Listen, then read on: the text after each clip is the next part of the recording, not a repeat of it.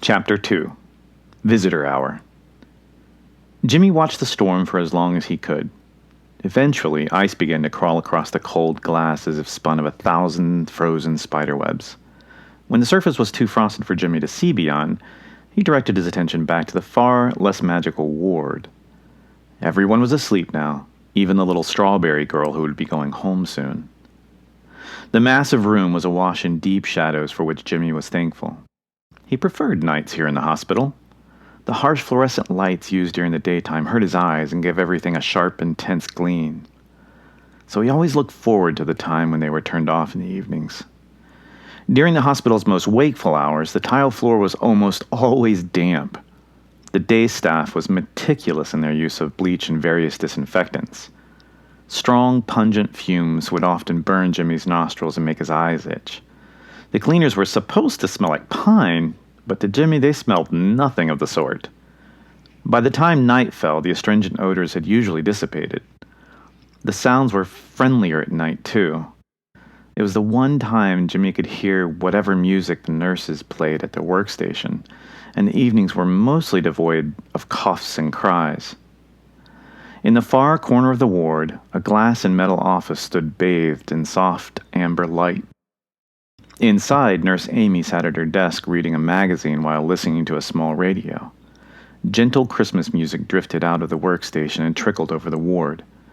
Jimmy thought Nurse Amy was probably the youngest of the staff.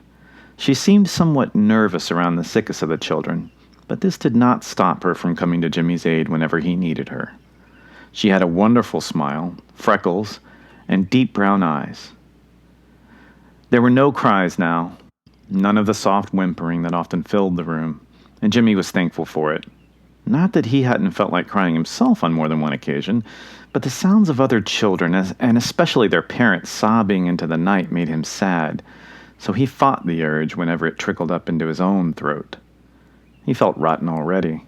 Why make anyone else feel bad? Besides, his mother did enough crying for the both of them. The ornaments above the bed twisted in an unfelt and unseen breeze near the ceiling. Jimmy watched the sleighs as the colored Christmas lights glistened and twinkled off their shiny surface. The sounds of the storm outside had increased, and they tried to drag Jimmy off into the world of dreams.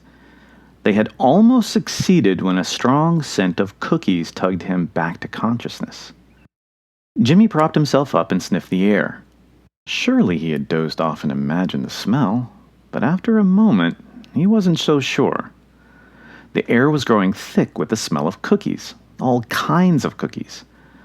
Maybe the kitchen staff was up earlier today. Maybe they were baking something special for breakfast. They did that sometimes, like the turkey and cranberry sauce for Thanksgiving. Jimmy took a deep breath and was almost overwhelmed by the aromas of cinnamon, ginger, cloves, and vanilla. He recognized all of their spices easily, as his mother used to quiz him when she baked, a game the two of them used to enjoy playing around the holidays. The bouquet now floating about the ward was intoxicating. He glanced over to the nurse's station to see if Nurse Amy had taken notice of the scents, but she was nowhere to be seen.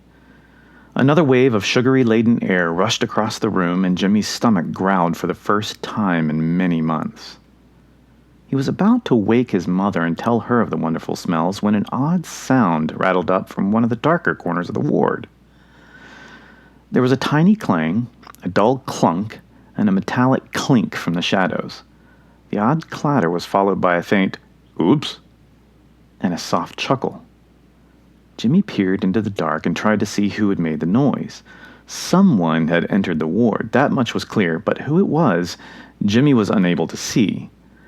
A new and more pungent onslaught of cookie-scented breeze arrived, as did a figure at the foot of his bed. "I didn't awake you, did I, Master Peterson?" the figure asked and smiled. Jimmy stared back at a large, round man dressed in red and white and tried to speak. "I should have sent you a letter. My apologies. I hope you will forgive an old man for his intrusion. But this is a very busy time of year, as you well know." "Santa?"